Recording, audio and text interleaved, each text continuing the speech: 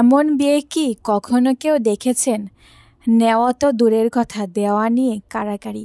গত পরশু একটি বিয়ের প্রোগ্রামে গিয়েছিলাম, আলহামদুলিল্লাহ খুবই ভালো লাগলো। সত্যি এমন বিয়ে বরকতময়, কোনো সন্দেহ নাই ইনশাল্লাহ।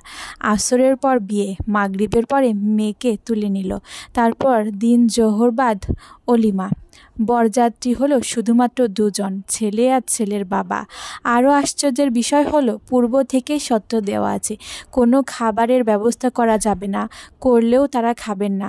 বাধ্য হয়ে সকল অর্ডার ক্যান্সেল করলাম, বাবুর্চিকেও বিদায় দিলাম। অথচ ছেলেপক্ষ পূর্ণ মোহরানা আদায় করেছে, মেয়ের 1 টাকাও বাকি রাখেনি।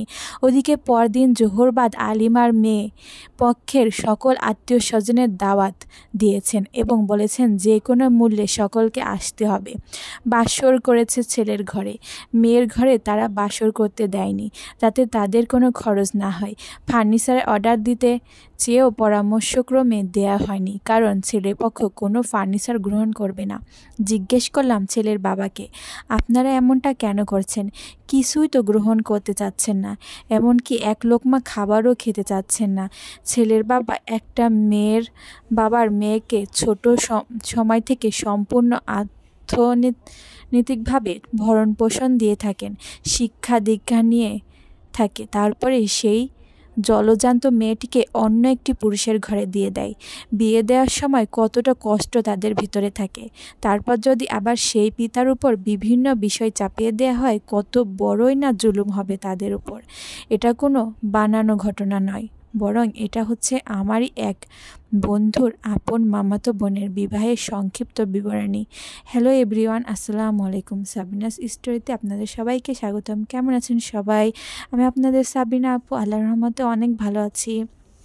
তো আজকে আপনাদের সাথে আমি একটা বাস্তব জীবনের গল্প শেয়ার করলাম। আর হচ্ছে এটা আমাকে দিয়েছে একজন ভাইয়া, মানে তার সামনে মানে এই ঘটনাটা ঘটেছে।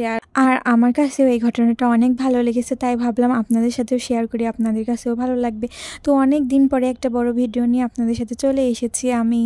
আজকে আমি আপনাদেরকে দেখিয়েছি ব্রয়লার মুরগির মাংস কিভাবে আমার আম্মু রান্না করে সেটা। আর এইটা হচ্ছে প্রথমে তো দেখলেন ভেজে নিয়েছিল, তারপর সমস্ত মশলা দিয়ে কষিয়ে তারপর অল্প মানে ঝোল রেখে মানে মুরগিটা রান্না করা হয়েছে। আর খেতে কিন্তু অনেক মজা হয়েছিল। আর সেদিন আম্মু অবশ্য খিচুড়ি ভাতও রান্না করেছিল, আর খিচুড়ির সাথে ব্রয়লার মাংস ভুনা খেতে কিন্তু অনেক মজা লাগে। যাই হোক, এতক্ষণ ধরে আমার ভিডিওটা দেখার জন্য আপনাদের সবাইকে অনেক অনেক ধন্যবাদ। আর এইভাবে আমার পাশে থাকবেন সব সময়।